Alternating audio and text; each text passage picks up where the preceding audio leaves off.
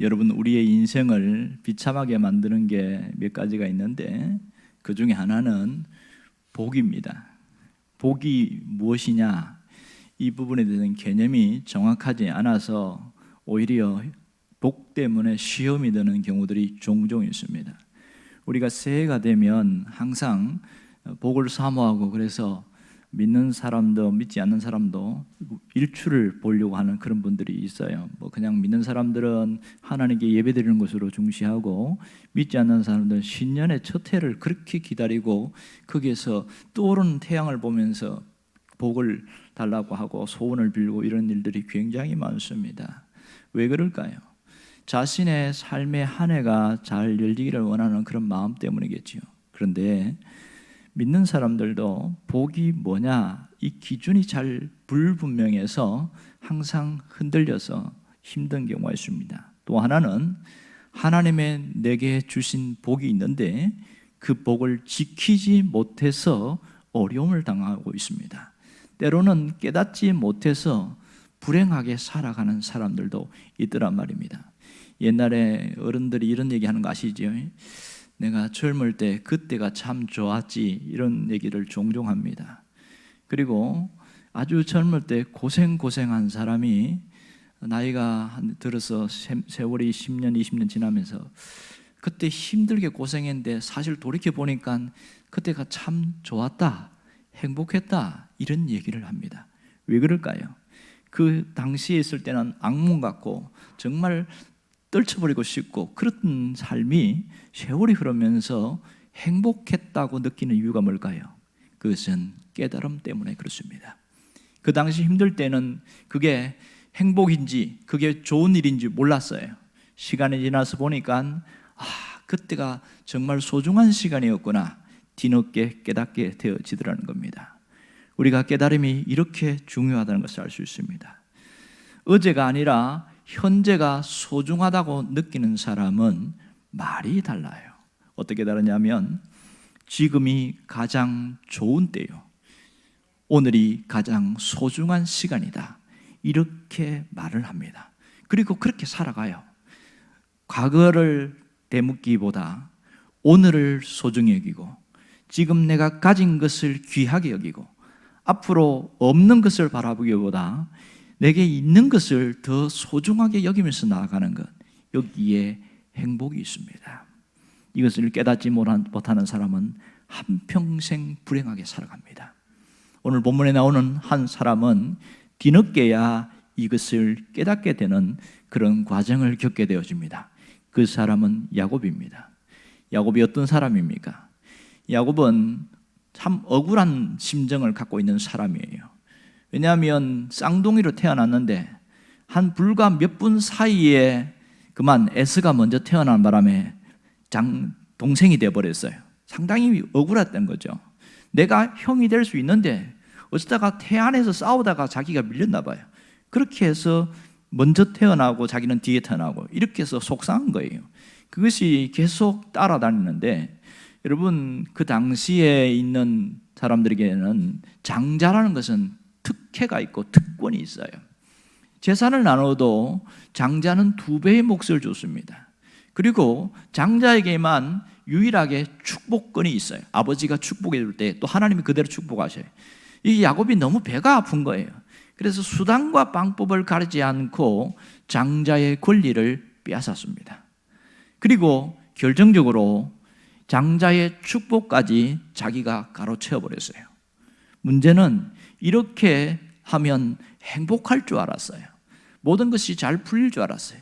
그 다음부터 불행이 찾아왔습니다. 위기가 찾아오고 두려움이 찾아오고 불안하고 뭔가 살 수가 없는 지경이 되어버렸어요. 할 수 없이 떠밀려서 집을 나가게 되는 그런 상황이 되어졌습니다. 오늘 10절에 보면 그 얘기를 하고 있지요. 야곱이 집을 나와서 어디로 가고 있는지를 이야기하고 있습니다. 자, 야곱이 브엘세바에서 떠나 하란으로 향하여 가더니, 이렇게 말합니다. 자, 브엘세바에서 떠나서 하란으로 간다는 것은, 자, 브엘세바는 자기가 있는 고향을 말하지요. 하란은 외삼촌이 있는 곳이에요. 그곳까지가 무려 720km가 되는 굉장히 먼 거리입니다. 지금 가다가 하란으로 가는데 중간에서 한번 쉬어갑니다. 오늘 지도에 보면 베델이라 나오는데 원래 이름은 루스라는 곳입니다. 그곳에서 하룻밤 자고 가는데, 그러면 부엘세바에서 베델까지는 얼마의 거리가 있냐? 약 한 90km의 거리입니다. 자, 집을 나서서 베델까지 하루 동안에 왔다는 것은 대단한 일이지요. 보통 알아보니까 장정들이 하루를 걸어가는데 도보로 가면 40km에서 50km 정도 갈 수 있다, 이렇게 말합니다. 그렇다면 야곱은 거의 2배에 가까운 걸음거리로 간다는 얘기인데, 그러면 어떻게 갔다는 거예요? 쉬지 않고 갔다는 것이고 거의 달리다시피 갔다는 것을 알 수 있겠지요. 그러면 브엘세바에서 하란까지 가는데 얼마나 먼 거리예요? 그가 말을 타고 갔다는 기록이 성경에 없습니다. 나귀를 타고 갔다는 것도 없어요. 그러면 걸어서 갔다는 얘기가 되겠지요. 얼마나 먼 거리입니까? 왜 이 지경이 되어버렸을까요? 왜 가야 될까요? 자기가 자원해서 가는 겁니까? 아니면 떠밀려서 가는 겁니까? 두 번째가 맞겠지요. 무슨 일이 있었길래 떠밀려서 갑니까? 오늘 장자권을 빼앗고 축복권을 빼앗은까지는 문제가 없었어요. 거기까지는 야곱이 한 일이지요. 그 다음이 문제입니다. 이 일을 알고 에서가 원통해 하면서 이를 갈고 동생을 죽일 마음을 품었어요. 아버지가 나이가 들었으니 이제 살면 얼마나 살겠냐? 아버지가 돌아가시기만 하면 내가 반드시 죽이겠다. 이것을 혼자 중얼거리는데 그걸 누가 듣냐면 어머니 리브가가 들은 거예요. 깜짝 놀란 거예요. 야, 이 집에 한 집에 살다가는 아들 죽겠다, 하나는 죽겠다, 그렇게 생각하고 이 어머니가 계획을 세운 게 둘 다 살 수 있는 방법이 뭐냐? 그러면 하나가 집을 떠나야 된다. 그래서 야곱을 보내게 되어진 거죠. 야곱을 외삼촌의 집으로 보내게 되어지는데 억지로 생이별을 하고 떠밀려서 지금 멀리 가고 있는 상황입니다. 지금 이 야곱이 가는 이 길을 보세요. 그 길이 즐거운 여행길이 아니었어요. 가야 되기 때문에 억지로 가는 그 먼 길을 가고 있고 아득한 길을 가고 있습니다. 그러니 그 길은 외로운 길이고 쓸쓸한 길입니다. 그가 가는 길은 광야길이었어요. 광야길의 특징이 뭐지요? 낮에는 덥고 밤에는 춥습니다. 주변에는 먼지밖에 없습니다. 그리고 밤에는 이 짐승들의 위협이 있어요. 이런 상황을 홀로 걸어가야 되니 얼마나 힘이 들었을까. 형의 그 분노를 피해서, 그 눈길을 피해서 가는 그의 모습을 생각하면 앞으로 언제 다시 돌아올지 기약이 없이 가는 거예요. 어떻게 될지 모르는 거예요. 내가 하란까지 잘 갈 수 있을까? 지금 무슨 일이 생길까? 오만 생각과 두려움에 그가 사로잡힐 수밖에 없는 거죠. 그가 열심히 정신없이 걷고 또 걷고 또 걷더니 그곳에, 그 다음에 11절에 뭐라고 그러냐면 어느 한 곳에 이르러 해가 진지라 이랬어요. 한 곳에 이르러 해가 진지라. 우리는 성경을 읽어서 잘 알고 있습니다. 이곳이 루스라는 지역이었다는 걸 알고 있어요. 야곱은 그냥 오다 보니까 왔어요. 그것이 루스인지 뭔지 잘 모릅니다. 이곳에서 이제는 쉬어가야 되는, 어쩔 수 없이 쉬어가야 돼요. 해가 지었으니까 더 이상 갈 수가 없는 상황이지요. 자, 야곱에게 천막도 없어요. 그냥 베개가 없어서 돌로 베개를 하고 누워서 잠을 자려고 하는데 하늘에는 수많은 별들이 떠 있는데 그 별들이 자기의 심정처럼 다 처량하고 쓸쓸해 보이는 거예요. 네 마음이나 내 마음이나 똑같구나 그러면서 보고 있는데 얼마나 힘들었을까. 여러분, 거기서 유숙하고 있는 이 야곱의 모습 참 답답하지 않습니까? 11절 중간절에 보면 그렇게 이야기하죠. 이제는 잠을 자려고, 유숙하려고, 뭐예요? 잠을 자려고 그곳에 한 돌을 가져다가 베개로 삼고 거기에 누워 자더니 이렇게 말했습니다. 여기에 성경에는 야곱의 심정을 잘 드러내지는 않습니다. 그냥 결과만 이야기하고 있어요. 그러나 한번 상상해 보세요. 자, 아무것도 없어서 돌을 베개로 하고 누워서 자는 그 야곱의 모습이 얼마나 처량하고 얼마나 쓸쓸하고 비참합니까? 더더욱 무서운 것은 밤에 짐승의 위협이 있다는 겁니다. 아무도 없는 사람, 누가 보살펴 줄 사람도 없고 그 속에서 지금 혼자 잠을 자니까 밤에 또 얼마나 춥습니까? 추위와 외로움과 두려움과 공포 속에 휩싸여서 잠을 자는 이 야곱의 모습. 지금 자기가 가는 그 길도 불안한 광야예요. 그가 살아가는 그 모든 지금 아픈 마음을 갖고 내가 왜 그랬을까 후회하면서 걸어가고 있는 그 길이에요. 그런데 밤에 되면 더더욱 그 마음이 더 크게 찾아오겠지요. 그는 벼랑 끝에 서 있는 모습이었고 인생의 가장 힘든 시기를 지나가고 있는 상황입니다. 여러분, 이럴 때에 누구를 찾았을까요? 어머니를 찾았을까요? 지금 짐승이 언제 올지 모릅니다. 혹 더 지나치게 생각하면 불빛 2개가 여러 개가 자기를 바라보고 있다 할 때 얼마나 두려울까요? 그런 일이 없어서 다행이지만 말입니다. 그러면 사람이 심리적으로 아무도 없고 혼자라고 생각할 때는 하나님을 찾게 되어 있습니다.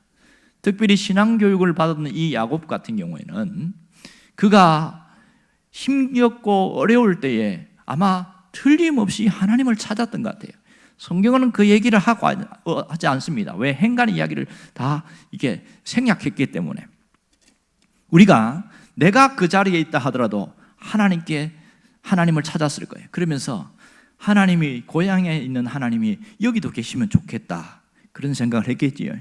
하나님이 나를 도와주면 좋겠다, 나를 보호해주면 좋겠다, 나와 함께 해주고 혹시 내가 고향에 언제 갈지 모르는데 내가 다시 고향에 갈 수 있도록 도와주시면 참 좋겠다 그런 생각을 많이 했을 거예요. 이런 생각 저런 생각하다가 만일 그가 기도를 했다면 무슨 기도를 했을까요?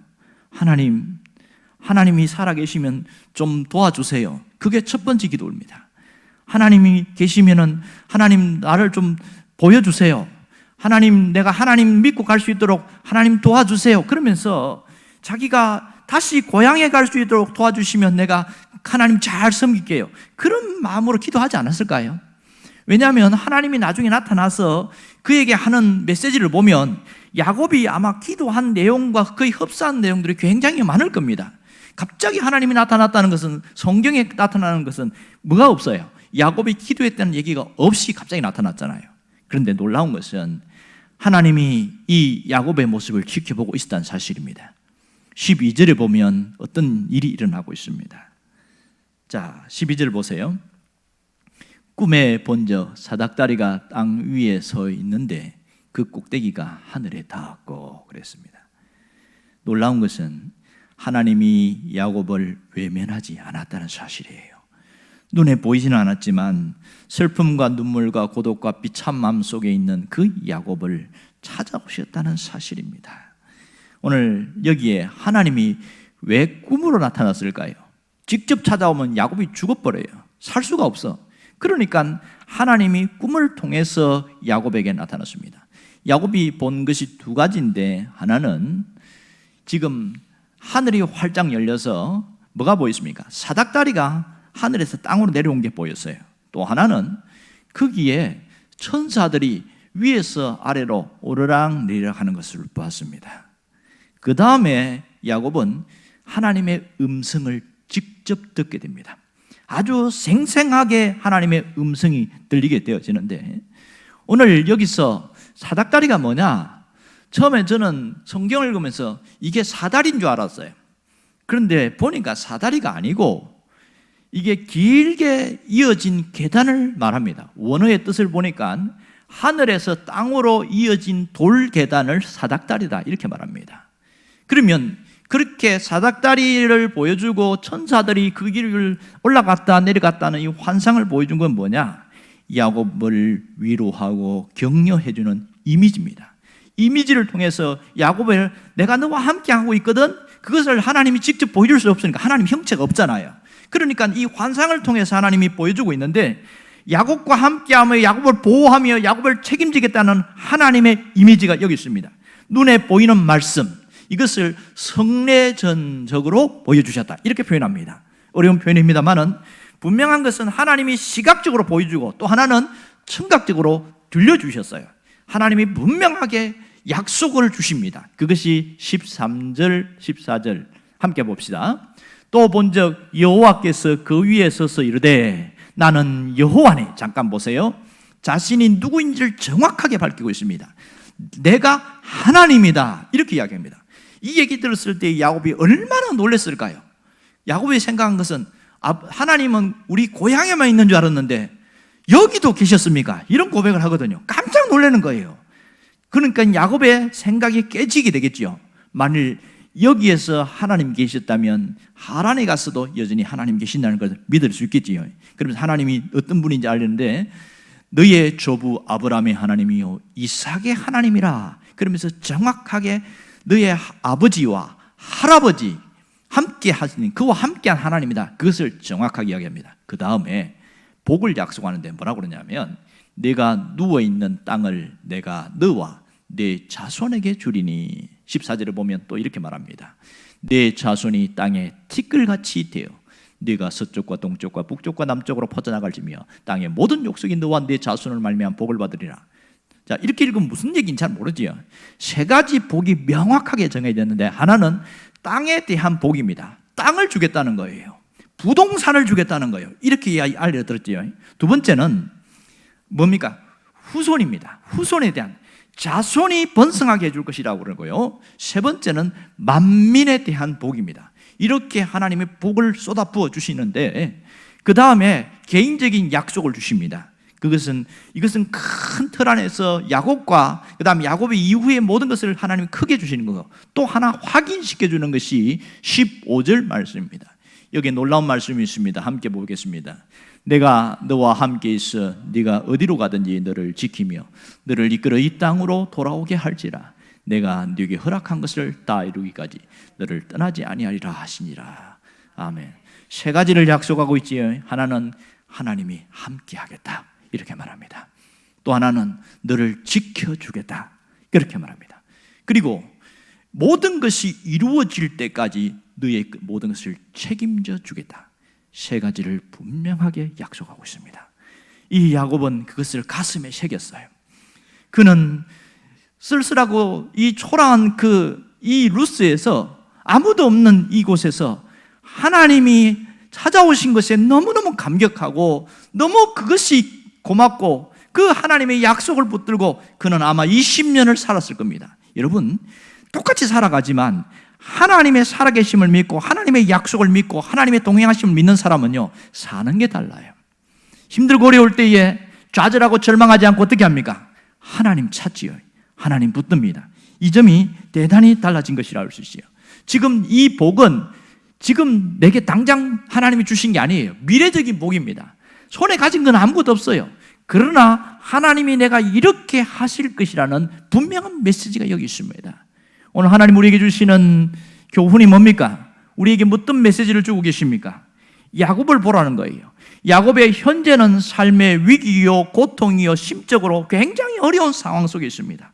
모든 문이 닫혀 있고 미래가 불안하고 환경이 불안하고 아무것도 정해진 것이 없는 그 현실입니다. 그런데 그런 상황 속에서도 하나님이 찾아오신다는 겁니다. 세상의 문은 닫혀 있어도 하늘의 문은 열려 있다는 것을 야곱에게 정확하게 보여줬습니다. 그렇다면 우리는 지금 야곱과 같이 그렇게 아주 완전히 홀로 떨어진 그런 비참한 심정은 아니잖아요. 물론 마음은 그런 답답함 속에 있을 수 있지만 환경은 그렇지 않습니다. 거의 그렇지 않아요. 그러나 놀라운 것은 이 세상의 문은 닫혀 있어도 하늘의 문이 열려 있다는 것을 볼 수 있기를 원합니다. 하늘의 문은 나에게 열려 있다는 것을 깨달을 수 있기를 바랍니다. 내게 그래도 하늘의 문이 열려 있다는 것을 안다면 어떻게 할까요? 하나님을 찾아야 합니다. 하나님을 찾아야 내가 살 수 있습니다. 여러분 아무리 힘들고 어려워도 하나님을 찾는 자는 죽지 않습니다. 하나님을 찾는 자는 망하지 않습니다. 하나님이 그를 붙들고 계시기 때문에 하나님을 찾는 자에게 하나님이 놀라운 은혜를 주시는데 하나님이 직접 말씀으로 다가오신다는 사실이에요. 은혜의 사닥다리를 우리에게 보여주시고 내려주신다는 사실입니다. 그러므로 지금 힘들고 어렵다고 절망하거나 좌절하거나 낙심하지 말라는 겁니다. 마음을 심적으로 외롭고 괴롭고 답답하고 죽을 것만 같고 그런 상황에서 하나님이 찾아오신 것처럼 우리에게도 동일하게 하나님이 찾아오십니다. 여기 있는 대부분의 사람들은 이런 야곱과 같은 삶을 살고 있지 않아요. 그나마 좀 여유가 있고 그래도 하나님을 만난 경험도 있고 하나님이 어떤 분인 줄 알고 체험하고 있고 그런 상황입니다. 그래도 하나님을 찾아야 됩니다. 형편이 좋아졌든지 안 좋아졌든지 하나님을 찾아야 내가 살아갈 수 있는 능력이 생깁니다. 하나님을 찾고 하나님을 만나고 하나님과 함께하고 하나님과 동행하는 그 삶이 내 삶의 늘 일상이 되기를 주의 이름으로 축원합니다. 그럴 때에 내게 주시는 능력이 있어요. 자, 똑같은 사람이라도 홀로 있다는 사람은 불안합니다. 그러나 누군가가 나와 함께 있다고 느끼면 뭔가 있어요. 든든함과 담대함이 있어요. 신앙인들에게 담대함은 무엇으로 나타나는지 압니까? 얼굴의 눈빛과 표정으로 달라져요. 그 눈빛과 표정을 보면 야, 저 사람 살겠구나, 그것을 알게 됩니다. 그것은 내적인 확신이 있기 때문에 가능한 일입니다. 여러분, 지금 여러분은 어떤 길을 가고 있습니까? 혹시 야곱과 같은 그런 심적인 괴로움 속에 있는 분이 있습니까? 많은 분들이 야곱 같은 상황은 아니라도 마음의 답답함과 현실의 힘든 무게 때문에 야곱처럼 나도 힘들다, 그런 생각을 하는 사람들이 참 많습니다. 여러분, 가족이 있고 주변에 내 곁에 사람이 있지만 혼자 고독을 느끼는 사람이 있어요. 그래서 오래전에 데이비드 리스만이 유명한 말을 했지요. 고독한 군중, 군중 속의 고독. 사는 사람이 있지만 나는 외롭다는 거예요. 내 마음을 이해해 주지 못하니까 나는 힘들다는 거예요. 이게 군중 속의 고독입니다. 고독을 왜 느끼냐? 어떤 일이 잘 안 되어지고 또 하던 일도 실패하고 힘들어지면 고독함이 확 밀려옵니다. 그리고 경제적으로 여건이 안 좋아지고 또 건강이 또 무너지게 될 때에 마음이 너무너무 힘든 거예요. 내 아픔을 누가 알겠냐는 거예요. 아무도 몰라요. 사람을 잃었을 때도 심각한 고독을 느낍니다. 그거 아시지요? 여러분, 부모가 돌아가시면 어느 기간 동안 옆에 주변 사람이 있어도 잘 안 보여요. 상실된 마음 때문에 홀로 된 것처럼 느낍니다. 가장 큰 충격은 사람 중에서 배우자의 상실입니다. 남편이 돌아가시거나 아내가 잃어버리거나 이럴 때에 홀로 된 것처럼 느끼는 사람이 굉장히 많습니다. 더 가슴 아픈 것은 자녀가 나보다 먼저 갈 때입니다. 그때는 심각한 고독 속에 빠지고 삶이 무너지고 지치는 사람들이 굉장히 많습니다. 그 밖에도 친척이나 형제들이나 내가 아는, 내가 정말 끔찍하게 사랑하는 사람을 잃어버렸을 때 그 마음의 괴로움이라는 것은 이루 말할 수가 없는 것이지요. 그때에 많은 고독을 느낍니다. 그것은 특별한 경우이긴 합니다만은 일반적으로 사람들은 내가 가지고 있을 때, 내가 뭔가 능력이 있고 내가 뭔가 줄 수 있을 때 사람들이 모이기 시작해요. 별로 내가 안 친한 사람도 자꾸 찾아와요.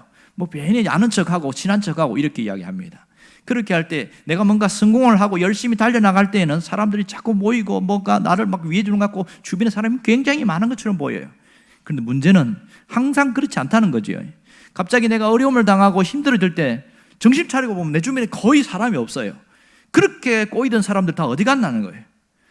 사람의 심리가 뭔지 아세요? 인간이 이기적이에요. 뭔가 필요하면 사람들에게 붙게 돼 있어요. 그러나 필요하지 않으면 저 사람이 귀찮게 느껴지는 거예요. 되도록이면 멀리하고 싶고 밀쳐내고 싶은 것이 인간의 본능입니다. 그러다 보니까 어려움을 당하고 힘들어지면 진짜 그 사람을 위하는 사람만 남아있고 아무도 없습니다. 그때에 심각한 고독감을 느끼고 배신감과 그 외로움은 이루 말할 수가 없는 거예요. 가장 사랑했던 사람이 뒤통수를 칠 때에 그 배신감 때문에 이를 갈면서 밤잠을 못 자는 사람이 얼마나 많은지 모릅니다. 저 인간 내가 어떻게 죽일 수 있으면 죽여버리면 좋겠다, 그러면서 살아가는 사람들이 얼마나 많은지 몰라요. 이게 우리가 살아가는 현실의 모습이지요. 돌아보면 사람은 나를 떠나도 하나님은 나를 안 떠나더라고요. 사람은 나를 배신하지만 하나님은 한 번도 배신한 적이 없습니다. 사람들은 약속을 안 지키는 것을 밥 먹듯이 하지만 하나님은 약속한 것은 반드시 지키는 분입니다. 오늘 우리가 무엇을 알아야 됩니까? 하나님이 어떤 분인지를 알아야 됩니다. 하나님은 나를 기다리고 계셨다는 것을 기억하시길 바랍니다. 내 형편이 좋을 때도 내 형편이 좋지 않을 때도 나를 먼저 기다리시는 겁니다. 왜 예배의 자리에 오려고 하고 이렇게 마스크 쓰고도 예배에 참여하려고 합니까? 하나님이 기다리고 있기 때문에, 내가 가야 하나님이 기뻐하니까, 그래서 찾아오는 거 아니겠어요? 이 보이지 않는 하나님께 예배하면서 내가 하나님을 만날 때는 내 마음이 편안해지고 내 마음이 막 힘이 막 솟아나고 벌써 하나님과 만났다는 증거이 있습니다. 눈에 보이지 않기 때문에 만나지는 못해요. 그러나 느낄 수는 있습니다. 하나님은 눈으로 보는 게 아니라 내 마음으로 느끼는 겁니다. 하나님이 살아계심을 느끼는 거예요. 하나님은 지금도 기다리고 계시다는 것을 잊지 않기를 원합니다. 그렇다면 우리가 어떻게 해야 돼요? 늘 하나님께로 내 마음을 돌이키는 겁니다. 늘 내 마음이 흔들릴 때도 다시 정리하고, 내가 이러면 안 되지, 정신 차리고 하나님께로 돌아가려고 해야 돼요. 하나님께로 유턴하라는 말입니다. 어떻게 하는 것이 하나님께 유턴하는 겁니까? 하나님을 찾아야 되는 거죠. 하나님을 찾는 거예요. 예배당에서도 하나님을 찾고, 내가 집에서도 하나님을 찾고, 내가 일하고 있는 그 자리에서도 하나님을 찾고, 분노가 일어나고 속이 상하고 내 마음이 문드러지고 그럴 때에도 하나님을 찾는 것이 바로 하나님을 만나는 겁니다. 하나님께로 돌아가는 거라는 겁니다. 내가 할 것은 하나님을 찾는 거예요. 온전히 찾을 때에, 그때에 하나님이 나를 기다리고 있다는 것을 깨닫게 되어지고, 하나님이 나를 사랑한다는 것을 느끼게 되어지고, 하나님이 여전히 함께한다는 것을 체험하게 되더라는 겁니다. 우리는 모든 것을 가지고 여유 있을 때는 하나님의 존재를 잘 못 느껴요. 가장 마음이 공고하고 힘들고 어려워질 때에 하나님을 알고 하나님을 체험할 수 있게 되어지고, 하나님이 함께 하심을 알게 되는 그런 소중한 시간입니다. 여러분, 힘들고 어렵다고 하나님 찾는 거 아니에요. 힘들고 어려워도요, 하나님 안 찾는 사람이 있습니다. 아모스 5장 4절에 보면 오죽 답답하면 하나님이 이렇게 말합니다. 너희는 나를 찾으라, 그리하면 살리라. 아모스 시대에 굉장히 어려웠거든요. 경제적으로 어렵고 질병이 난무하고 또 외세의 침략이 있고 이렇게 어려운데, 세상에 어려우면 하나님 찾을 것 같죠? 안 찾는 거예요. 하나님을 안 찾아요. 그럼 뭐 찾을까요? 하나님 말고 나를 지켜주고 나를 도와줄 수 있는 무언가를 찾는 겁니다. 그래서 세상에 있는 것을 자꾸 끼웃거리고 그냥 막 알아보고 이런 짓을 하니까 답답해서 하나님이 아모스를 통해서, 야, 너희가 나를 찾으면 내가 너와 함께 할 것이고 나를 찾으면 너희들이 살 수 있어! 이렇게 얘기를 하시는 거예요. 얼마나 무지하면 이렇게 말할까? 교만이 뭔지 아세요? 하나님을 안 찾는 게 교만입니다. 어려울 때에 하나님을 안 찾는 게 교만이란 말입니다. 이것이 얼마나 교만한 건지도 모르고, 나는 그저 힘들고 누가 이렇게 해서 그렇고 누가 저래서 그렇고 자꾸만 환경 탓하고 사람 탓하고 신세 한탄하고 이렇게 살아가면 그거는 정신 못 차리는 겁니다. 제가 이런 얘기를 한번 듣고 놀란 적이 있는데요. 어느 한 교회에서 듣는 얘기인데, 이 며느리가 교회를 잘 나오고 신앙생활을 잘해요. 근데 시아버지가 좀 성격이 완고하고 불같고 이런가 봐요.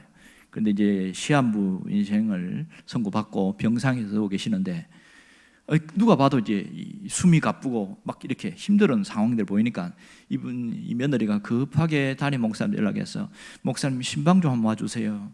아버님이 돌아가실 것 같아요. 이러는 거예요. 그렇게 갔더니 아니나 다를까 호흡이 거치는 거예요. 그때에 이 목사님이 예수님이 누군지를 이야기 소개해주고, 예수를 믿으면 천국 갈 수 있습니다. 지금 이 땅이 끝이 아니고 죽어서 내세에 천국이 있습니다. 막 이래서 하고, 그 다음에 예수 믿겠습니까? 이렇게 하니까 입을 딱 다물고 눈을 감고 말을 안 하는 거예요.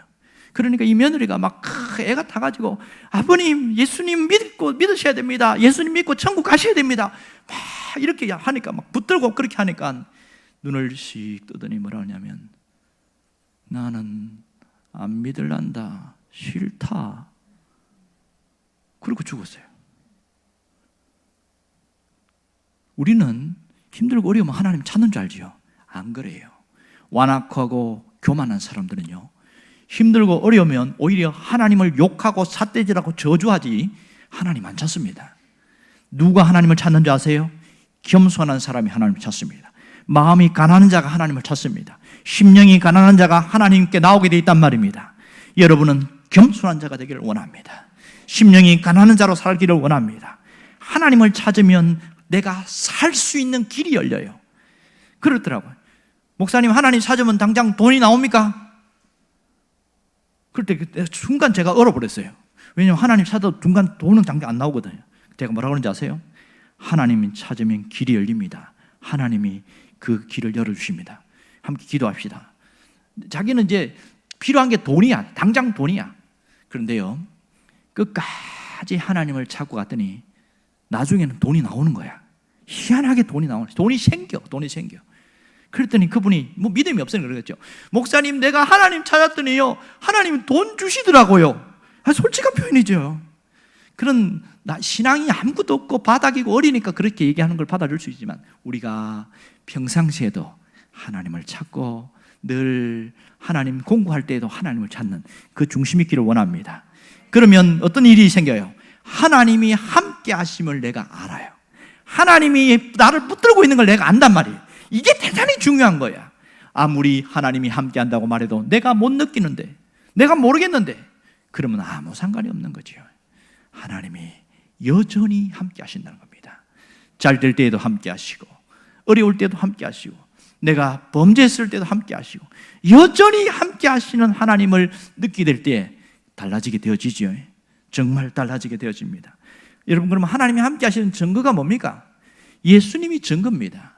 예수님을 이 땅에 보내주신 것은 하나님이 함께 하시겠다는 증거로 보여주었습니다. 우리가 예수를 믿는 것은 하나님이 내게 찾아오신 증거입니다. 하나님이 내게 찾아오셨기에 하나님은 우리에게 사닥다리로 하나님이 길을 열어주셨어요. 사닥다리가 뭡니까? 하나님께 나아가는 길입니다. 하나님을 만나는 통로가 사닥다리입니다. 예수님은 우리의 사닥다리가 되십니다. 예수님은 우리의 구원자가 되십니다. 예수님은 우리가 하나님을 만날 수 있는 길을 열어주셨습니다. 우리가 예수님을 통하여 하나님을 만나고, 예수님을 통하여 하나님과 함께하고 우리 삶에 놀라운 변화들이 일어나게 되어진다는 겁니다. 여러분이 그런 은혜가 있기를 원합니다. 분명한 것은 사도행전 4장 12절에 보면 그런 얘기하고 있잖아요. 다른 사람은 길이 아니다. 오직 구원받을 만한 이름은 예수님밖에 없다. 그 얘기를 분명히 하고 있습니다. 천하 사람 중에 구원받을 만한 다른 이름을 우리에게 주신 이 없다고 했잖아요. 그러므로 예수님이 나의 모든 길이구나, 그것을 깨닫고 나아가야 됩니다. 우리가 힘들고 어려울수록 예수님을 붙잡고 더 가까이 나가야 됩니다. 교회 나올 때에 예수님을 만나야 됩니다. 사람을 먼저 만나면 시험 듭니다. 사람을 바라보면 시험이 들고 실망을 할 수밖에 없어요. 그러나 교회 와서 예수님을 만나고 예수님을 찾고 나아가는 사람은 구원의 사닥다리 되신 그 예수님과 함께 능히 이겨내더랍니다. 시험도 이기고 환난도 이기고 모든 것도 이겨냅니다. 그 교회에 나올 때마다 그 사닥다리를 발견할 수 있기를 바랍니다. 어떻게 살아야 할까요? 세상을 바라보지 말고 하늘을 바라볼 수 있기를 원합니다. 사람을 바라보지 말고 하나님을 바라볼 수 있기를 바랍니다. 환경을 바라보지 말고 사닥다리를 바라보기를 바랍니다.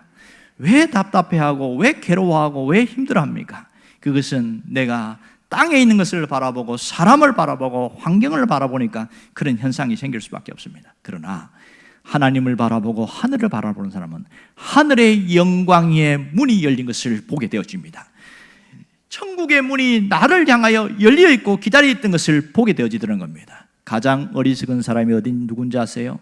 땅만 바라보며 사는 사람입니다. 그 유명한 이야기 아세요? 어떤 분이 땅을 바라보고 갔더니 $5 지폐를 주었대요. 너무 신기하고 너무 그게 경이로웠나 봐요. 그 다음부터는 항상 땅을 보면서 다녔는데 뭐 없나. 그리고 누가 지어낸 얘기겠지만 세상에 땅을 보고 다녔는데 평생을 그렇게 다녔대요. 그랬더니 그가 주운 것이 단추 2,900개, 29,000개, 그리고 머리핀 54,000개, 동전 수천 개, 지폐 얼마, 이게 전부라는 거예요. 우리가 볼 때는 웃기는 얘기죠. 이 사람은 진지하게 자기 인생을 산 거야. 땅에 뭐가 있는 줄 알고 누가 흘렸으면 그것이 횡재하는 날이고. 그런데요, 이렇게 살지 않지만 세상만 바라보고 땅만 바라보는 사람들이 너무 많습니다. 특별히 교회 다니는 사람들 중에 땅만 바라보고 살면 인생이 비참해지고 허망해집니다. 결국 공허함이 어디서 찾아옵니까? 땅만 바라보고 사니까 행복하지 않는 거예요. 우리는 하늘을 바라보고 살 존재로 하나님 만드셨단 말입니다. 하나님을 바라보고 살아야 내 안에 위로가 있고 하나님이 주신 은혜가 있고 행복함이 있습니다. 공허함이 물러가고 답답함이 물러가고 슬프고 괴로운 것이 물러가는 것은 세상이 주는 위로가 아니고 하나님이 주신 위로 때문입니다. 하늘을 바라보기를 바랍니다. 하나님을 바라보기를 바랍니다. 하늘의 사닥다리를 바라볼 수 있기를 원합니다. 그러면 하나님 주신 보상이 뭔지 아세요? 내가 책임지겠다. 내가 책임지겠다. 네가 나를 바라보고 나를 만나려고 하고 그러니 내가 책임지겠다는 겁니다. 예수 믿는다고 하나님 다 책임지는 거 아닙니다. 이렇게 하나님을 바라보고 나가는 그 사람을 책임지는 겁니다. 어떻게? 야곱에게 말씀하신 것을 동일하게 주십니다. 그 15절 말씀입니다. 함께 봅시다. 내가 너와 함께 있어 네가 어디로 가든지 너를 지키며 너를 이끌어 이 땅으로 돌아오게 할지라. 내가 내게 허락한 것을 다 이루기까지 너를 떠나지 아니하리라. 미래적인 약속은 오늘 우리에게 동일하게 하나님 주신 약속입니다. 하나님은 야곱에게 정확하게 약속을 지키셨어요. 야곱이 어려움 당할 때 하나님 도와주셨어요. 야곱이 죽을 위기에 있을 때 하나님이 그를 건지셨어요. 그리고 그에게 복을 주셨어요. 하나님은 약속을 다 지켰습니다. 그런데요, 야곱은 잊어버렸어요. 하나님이 약속을 지키는데 사람은 이 모양입니다. 놀라운 것은 이 야곱이 이 약속을 받았을 때 뭐라고 그러냐면 큰 깨달음이 왔어요. 여기가 하나님의 집이고 하나님의 문이로다. 이러면서 고백을 하면서 돌을 갖다 놓고 거기다가 자기가 갖고 있는 가장 소중한 그 올리브유를 기름 부으면서 거기서 예배를 드립니다. 그러면서 하나님, 내가 꼭 다시 돌아오면 다시 이곳에서 예배를 드리고 11조를 드리겠습니다. 이러면서 뭐 고백하고 있잖아요. 놀라운 것은 깨달음이에요. 내가 있는 암울한 현실과 환경이 아니라 깨달음이 와야 되는 거예요. 내가 지금 있는 그 장소가 하나님의 문이요 하나님의 집이구나 깨달아지면 벌써 달라지기 시작합니다. 벌써 무슨 마음이 생겨요? 예배할 마음이 생기기 시작합니다. 가정이 하나님의 집이고 내가 일터가 하나님의 집이라고 생각하면 막 함부로 살겠어요? 안 산단 말이에요. 그곳에서 하나님의 하늘의 집이다 이렇게 하면 아, 하나님이 계시구나. 그때 순간순간마다 하나님을 찾습니다. 이렇게 깨달아진 자에게는 동일한 장소가 비참하고 힘든 현실의 장소가 아니라 거룩한 장소가 되어집니다. 내가 머문 그곳에 거룩한 장소가 되어지고 그곳에 드리는 기도가 놀라운 역사가 있습니다. 여러분, 예배당에만 나와야 하나님이 계신 건 아닙니다. 내가 머문 그 장소에 이런 영적인 깨달음이 생기고 이곳이 하나님의 집이구나, 하늘의 문이구나 깨달아지면 새로운 역사가 일어납니다. 여러분이 있는 곳에서 예배할 수 있기를 원하고 여러분이 있는 곳에서 하나님을 찾을 수 있기를 바랍니다. 그러면 하나님의 역사는 반드시 나타납니다. 그런 믿음의 주인공이 되기를 주의 이름으로 축원합니다. 기도하겠습니다.